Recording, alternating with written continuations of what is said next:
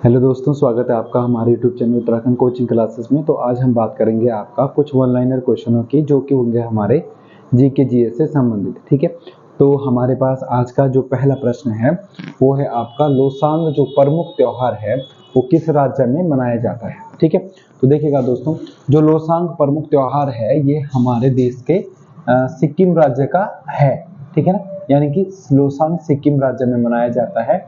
ठीक है, और ये भोटियाओं का जो वहाँ पे भोटिया समुदाय रहता है, तो भोटियाओं का ये वहाँ पर क्या है, त्योहार है। ठीक है, तो ध्यान रखिएगा, इंपॉर्टेंट है। लोसांग प्रमुख त्योहार कहाँ का है? आंसर होगा कहाँ का? सिक्किम का। सिक्किम के बारे में एक और बात अगर हम जानेंगे तो आप लोगों ने पढ़ा होगा भारतीय संविधान में अनुच्छेद 2। तो अनुच्छेद 2A के तहत भारतीय संविधान में सिक्किम को शामिल किया गया था। ठीक है ना, पहले एक यूटी बनाया गया, फिर 36वें संविधान संशोधन के तहत इसको राज्य का दर्जा दिया गया था। एक बात अगर और मैं कहूँ इसके संबंध में, तो आपका जो सिक्किम है ये 7 सिस्टर में शामिल नहीं है। 7 सिस्टर जो राज्य हैं पूर्वोत्तर भारत के, तो उसमें जो ये 7 राज्य हैं, तो इन 7 राज्यों में आपका सिक्किम शामिल नहीं आता है। ठीक है, तो अगर कभी क्वेश्चन आए कि 7 सिस्टर में कौन शामिल नहीं होता है, तो आप बोलेंगे सिक्किम शामिल नहीं होता है। अगला क्वेश्चन हमारे पास है वस्तु एवं सेवा कर यानी कि जीएसटी किस संविधान संशोधन के तहत लाया गया था? तो हम जानते हैं कि जो आपका क्या है, वस्तु और सेवा कर जीएसटी है, ये 101वां संविधान संशोधन हुआ था। ठीक है ना, तो 101वां संविधान संशोधन हुआ था, उसके तहत सन 1 जुलाई 2017 से इसको लागू किया गया था। ठीक है, तो 101वें संविधान संशोधन के तहत लाया गया था और पूरे देश में, ठीक है, पेश इसको 2016 में किया था, लेकिन पूरे देश में ये लागू कब से हुआ था? अगर लागू की बात करेंगे तो आप क्या कहेंगे, 1 जुलाई 2017 से ये क्या हुआ था, लागू हुआ था पूरे देश में। ठीक है, ये भी ध्यान रखना। इसके बाद अगला क्वेश्चन आता हमारे पास कि भारत में भारतीय वाणिज्य और उद्योग महासंघ की स्थापना किसने की थी? भारत में भारतीय वाणिज्य और उद्योग महासंघ की स्थापना किसने नहीं, कब की गई थी? तो आपको ध्यान रखना है, इसको हम फिक्की भी बोलते हैं, FICCI फिक्की। ठीक है, तो फिक्की की स्थापना कब हुई थी? 1927 में। आप लोगों ने सुना होगा कि महात्मा गांधी के कहने पर, ठीक है ना, इसकी स्थापना की गई थी और घनश्याम दास बिड़ला इसके क्या थे, पहले अध्यक्ष थे फिक्की के।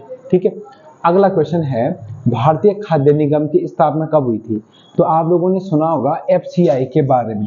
FCI को हम बोलते हैं फूड कारपोरेशन ऑफ इंडिया, और इसकी स्थापना कब हुई थी? FCI की स्थापना आप कहेंगे 1965 में हुई थी, 1965 में हुई थी। ठीक है, ध्यान रखिएगा, 1965 में FCI की स्थापना हुई थी। अगला क्वेश्चन आता हमारे पास, भारतीय आर्थिक समीक्षा कौन प्रकाशित करता है? कि जो आर्थिक समीक्षा होती है कि रेपो रेट क्या है वगैरह, जो भी होती है आर्थिक समीक्षा, मतलब जो भी धन से संबंधित या पैसे से संबंधित या देश की नीतियों से संबंधित समीक्षा होती है, वो कौन प्रकाशित करता है? तो आप लोगों ने सुना होगा वित्त मंत्रालय। जो वित्त मंत्रालय होता है तो वो क्या करता है? वित्त मंत्रालय में भी कौन? वित्त मंत्री, है ना। तो वित्त मंत्रालय में वित्त मंत्री ही समझ लो आप एक प्रकार से।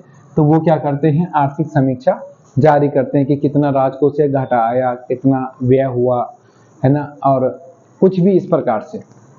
आगे देखते हैं, उत्पादन के साधनों का निजी स्वामित्व किस अर्थव्यवस्था में झलकता है?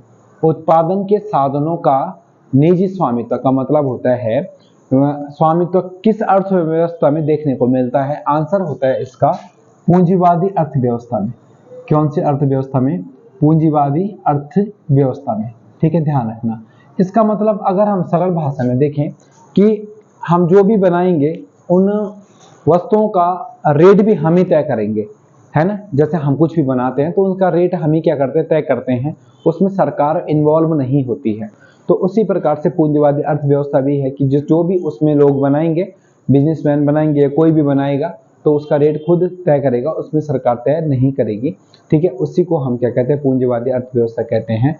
ठीक है ना, और पूंजीवादी अर्थव्यवस्था के हमें एग्जाम्पल भी मिलते हैं क्या, जैसे अमेरिका वगैरह है तो वहाँ पे पूंजीवादी अर्थव्यवस्था ही चलती है, हालांकि भारत में नहीं चलती। भारत में कौन सी चलती है? मिश्रित अर्थव्यवस्था। और आपका रूस में क्या चलती है? साम्यवादी अर्थव्यवस्था, या चीन में भी आप ऐसे कह सकते हैं कि समाजवादी अर्थव्यवस्था रूस में, साम्यवादी, एक ही रूप है दोनों का चीन में। ठीक है ना, तो उत्पादन के साधनों पर जो स्वामित्व होता है वो किसका होता है? किसका होता है मतलब किसका नहीं, किस अर्थव्यवस्था में देखने को मिलता है? आंसर होगा पूंजीवादी। अगला क्वेश्चन आता है, iOS, विंडो और एंड्रॉइड, राउटर, इन चारों में से बताना है कौन सा एक ऑपरेटिंग सिस्टम नहीं है। ठीक है, तो आप सबसे पहले समझेंगे कि ऑपरेटिंग सिस्टम क्या है। ऑपरेट मतलब होता है टू जनरेट, एक प्रकार से मतलब कि हार्डवेयर और सॉफ्टवेयर के बीच में जो सामंजस्य बिठाता है वो एक प्रकार से ऑपरेटिंग सिस्टम होता है। ठीक है ना, जो कंप्यूटर को चलाने में महत्वपूर्ण भूमिका निभाता है, या मोबाइल को या टैबलेट को, है ना, इनको चलाने में जो भूमिका निभाता है, और मोबाइल को और टैबलेट को, कंप्यूटर पर इनका क्या होता है, ऑपरेटिंग सिस्टम का कंट्रोल होता है। ठीक है ना, कंप्यूटर जो भी काम करता है उस पर पूरा कंट्रोल ऑपरेटिंग सिस्टम का होता है। तो इन चारों में पहचानना है कि iOS, विंडो, एंड्रॉइड और राउटर में से कौन सा एक क्या है, ऑपरेटिंग सिस्टम नहीं है। तो इसका राइट आंसर हो जाएगा राउटर।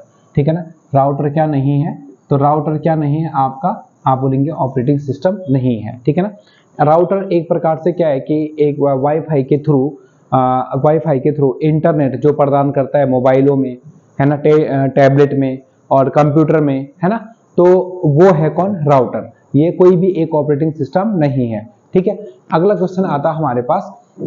इसी पे वैसे एक क्वेश्चन और भी बनता है कि जैसे एक क्वेश्चन आता है कि लिनक्स क्या है, LINUX, लिनक्स, है ना, तो लिनक्स भी याद रखना, है ना। तो लिनक्स क्या, एक ओपन सोर्स ऑपरेटिंग सिस्टम है।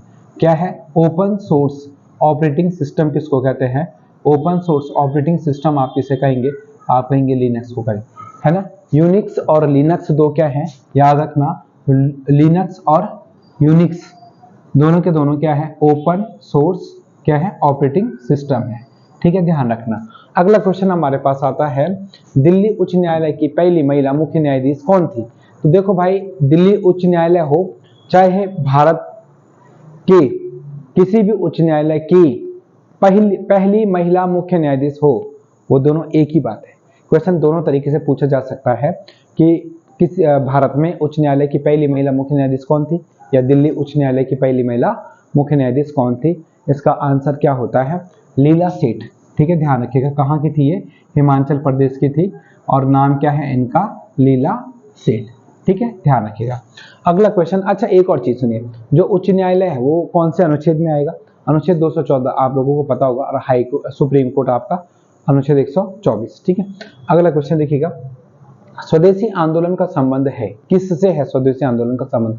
हम सभी जानते हैं दोस्तों कि बंगाल विभाजन हुआ था 1905 में, है ना, और बंगाल विभाजन के विरोध में स्वदेशी आंदोलन चलाया गया था। बल्कि इस स्वदेशी आंदोलन को आंध्र प्रदेश में वंदे मातरम आंदोलन के नाम से भी जाना गया था।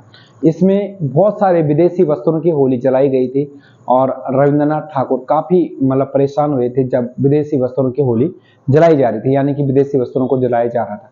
ठीक है ना, तो ध्यान रखिएगा, स्वदेशी आंदोलन का संबंध किससे है, हम कहेंगे किससे है, आप कहेंगे बंगाल विभाजन से है। जी हाँ, किससे है, तो उत्तर हो जाएगा आपका क्या, बंगाल विभाजन से। ठीक है, और एक बात और ध्यान रखना कि बंगाल विभाजन किसने किया था, तो हम जानते हैं कि बंगाल विभाजन करने में महत्वपूर्ण भूमिका निभाई थी किसने, कर्जन ने। ठीक है ना, तो ध्यान रखना कि कर्जन ने क्या किया था, कर्जन के टाइम पीरियड में 1905 में बंगाल विभाजन हुआ था। ठीक है, याद रखना।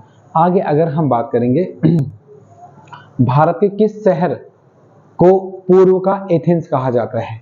ठीक है, तो भारत के किस शहर को पूर्व का एथेंस कहेंगे भैया, तो इसका राइट आंसर हो जाएगा आपका एथेंस। किसको कहेंगे, एथेंस। तो भारत के किस शहर को पूर्व का एथेंस कहेंगे, आंसर होगा मदुरै को कहेंगे, मदुरै। और मदुरै कहाँ पड़ता, तो मदुरै पड़ता है आपका तमिलनाडु में। कहाँ पर पड़ता है, तो आंसर होगा आपका तमिलनाडु में। और तमिलनाडु की राजधानी कहाँ है, आप कहेंगे कहाँ पर है, चेन्नई में है। कहाँ पर है, चेन्नई में तमिलनाडु की क्या है, राजधानी है। ठीक है, फिर इसके बाद अगला क्वेश्चन आता, 1931 के कराची अधिवेशन में मौलिक अधिकारों का प्रारूप किसने तैयार किया था। तो 1931 के कराची अधिवेशन में मौलिक अधिकारों का प्रारूप किसने तैयार किया था, तो इसका राइट आंसर हो जाएगा पंडित जवाहरलाल नेहरू, पंडित JL नेहरू इसका राइट आंसर हो जाएगा।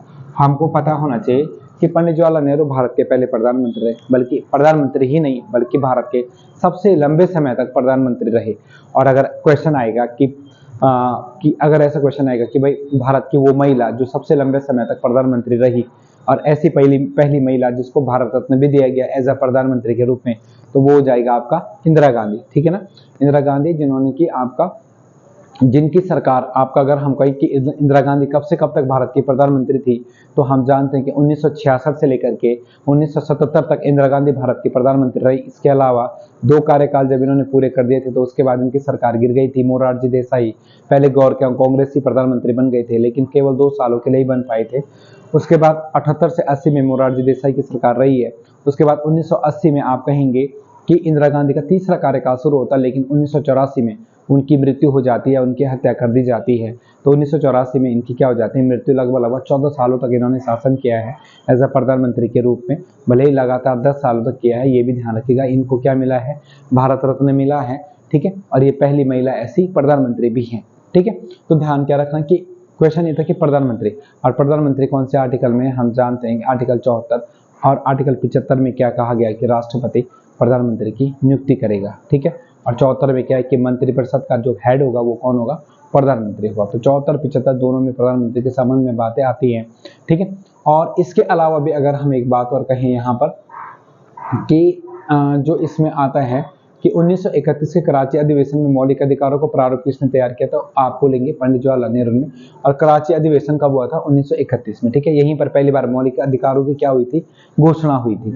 तो ये सब बातें आपको ध्यान रखनी है, ठीक है ना। तो जीएस की सीरीज में आज के लिए इतना ही, इससे आगे हम पढ़ेंगे नेक्स्ट वीडियो में।